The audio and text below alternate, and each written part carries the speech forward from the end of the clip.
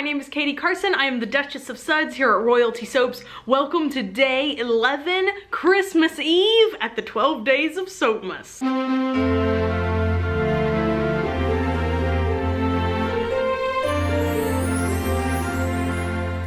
Now, as you can probably tell, I'm not in my festive background. A good majority of the footage that I had for day 11 is missing. I'm sure I'll be able to recover it, but in the meantime, I always have a backup plan. I'm not leaving you guys hanging for Soapmas. We got you a video. So the actual design for rose quartz that we are keeping is gonna be uploaded later in December. I think that's Saturday's video. But I just wanted to share with you a failed version. I've never really had a problem with Nurture Soap micas. I've had problems with TKB micas and I've had problems with Brambleberry. This is the first time I've tried some that I really don't like at all. So yeah, without further ado, enjoy my failures.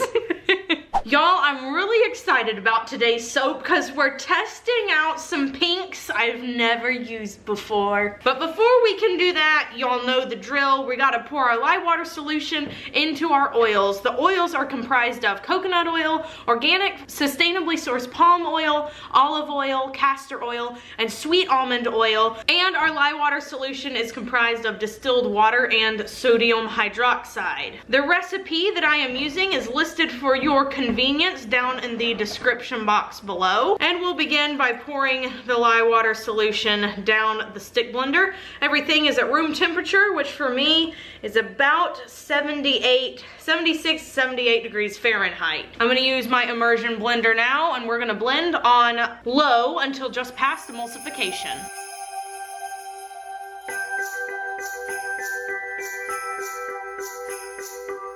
Okay, so we're gonna split this bucket into 3 smaller buckets. These are from the dollar store. This soap is going to be 3 different colors. And like I said, I'm just really excited about it because I haven't used, well, 2 of them and then I haven't used 1 of them by themselves. When I look at the rose quartz stone, I see a couple of different shades of pink in there. And then of course, normally they're like on a rocky base sort of. So that's why I like to throw some sort of a gray into my gemstone soaps. Or crystal soaps. I guess it's just gemstones and crystals. Caleb, is there a difference?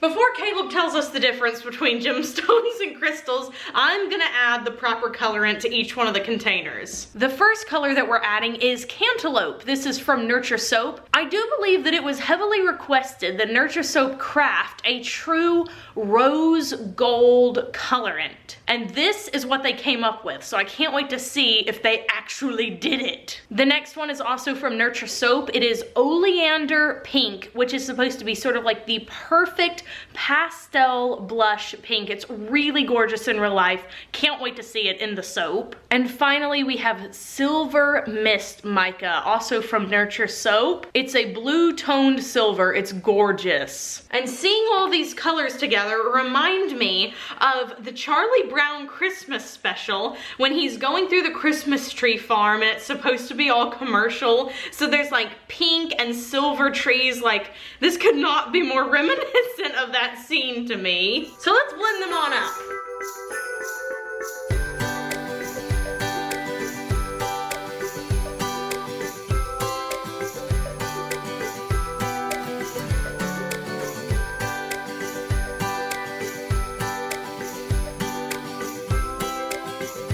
All right, this looks amazing. I'm digging this color combo. It kind of reminds me of an eyeshadow palette. I'm not sure which one, but I'm pretty sure some YouTuber just did a collab with these colors in it. If you know which palette I'm talking about, please let me know in the comments because that's gonna drive me crazy. The fragrance oil we're using today is Sweet Pea from Nature's Garden. This is what I used in the original soap. And you guys loved it, so I'm really happy to get to use it again. I'm gonna start by stirring this in by hand, even though it does rise a little bit. I'll put my stick blender in at the very last bit to get it really smooth. And in the meantime, Caleb's gonna tell us about gemstones and crystals. Gems are beautiful stones that are used in making jewelry. Crystals are pure substances that have molecules arranged in a regular geometric pattern.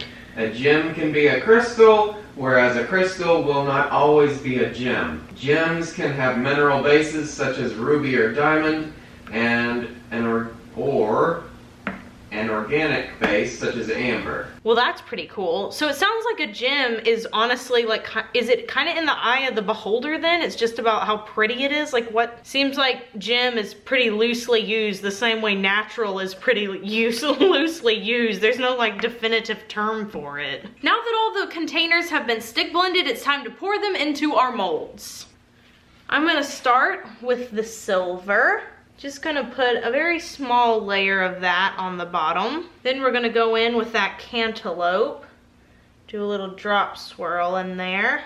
And finally, we're gonna put in the oleander pink, which honestly, not pink at all. It's really just sort of a cream color. I hope that it turns a little bit pink again. So as I'm putting the final bits in, it has become very apparent to me that I'm not gonna be able to proceed with my rose quartz soap idea. These colors are just wrong for it. That oleander didn't get pink enough. The cantaloupe got too orange and the silver is just too blue. So I'm not gonna proceed with trying to make the top nice. I'm not gonna waste my raw materials in that way trying to fix a soap that I'm not pleased with. And this happens sometimes. I'm still gonna continue to upload this video. And when this happens, I make the best of it. I'll make this a low top soap. I'll find some embeds or some additives to go on top that I think really accent the colors I am left with. And we just roll with the punches. That's what we do. Now that all the soap is in the molds, I'm gonna tap these down on the ground. So here's what I'm gonna do first. I'm gonna take a toothpick and I'm gonna swirl the top all the way down the side. I've still got some time to do that. And then I'm gonna see what I have in my studio as far as botanicals go. So I've taken some salt and I've mixed it up with the oleander pink and the cantaloupe. So you can see those little white flecks in there, and then you can see what happened to the cantaloupe. It went a really odd flesh color. It lost all the pinky tones that it originally had and just went orange, which is a little disappointing. Now, I am willing to say that these soaps haven't sat for 24 hours. And like some of the other colorants I have, it could be that after it sits, it changes color. That's definitely going to be my hope for this soap, but I'm just not willing to risk a batch of piping on something I have no guarantees will actually turn the right color in the end. And then of course we have the oleander pink, and I just wanted to show y'all that up close because it's so beautiful. It's so beautiful in its raw form. And it just completely disappears in cold process, as far as I can tell. Again, I'm willing to wait 24 hours, but that would be a paranormal color morph to see that pink come back. The final little thing I think I'm gonna put on the top is some pink sea salt. I think that'll look nice. Then I'm gonna spritz it with rubbing alcohol, and we're gonna see what the crap happens. All right, y'all, time for me to eat some humble pie. So, it didn't morph back completely. Clearly, there was some paranormal color morphing here, but that oleander pink, it did not come back. Let's just go ahead and cut this so that you guys can see what I'm talking about. All right, I'll pull one out of the middle. And this is what the soap looks like on the inside. So I'm gonna hold up the raw micas and we're gonna compare the soap on the inside here to what it looks like in the container. Okay, so here's the cantaloupe mica, which granted, I think the cantaloupe went closer to the mica than I ever thought it would. I mean, that's pretty close to the same thing. That tan color is definitely gone. Then we've got the silver mist mica, and honestly, I think that one did too. It's just more purpley. Like that color right there, that's like a blue toned lavender, whereas the one in here is a little more silver blue, so it kind of just lost the silver and just kept the blue lavender color, but it still looks really close. And then here's the oleander pink, which I still stand behind. I don't see it. I don't think it showed up. I think this is definitely just a plain cream. It basically looks like I didn't add anything to the soap at all. But then again, It's a really, really, really pale color. Like, I don't know, okay? Like, cantaloupe is definitely here. I see the cantaloupe. And silver mist, I mean, it's pretty close. I will still probably never buy the oleander pink ever again. It's not worth it for me just to have it sitting around for melt and pour. I like to make sure that most of my colorants are versatile, that they can be used for either melt and pour or cold process. And there's just no reason my soap should ever be this color when I've added a colorant to it. I mean, again, that's kind of what it looks like on its own. I'm dying to know you guys' thoughts and opinions on it. Like, did y'all look at those colors and go, Katie, what are you doing?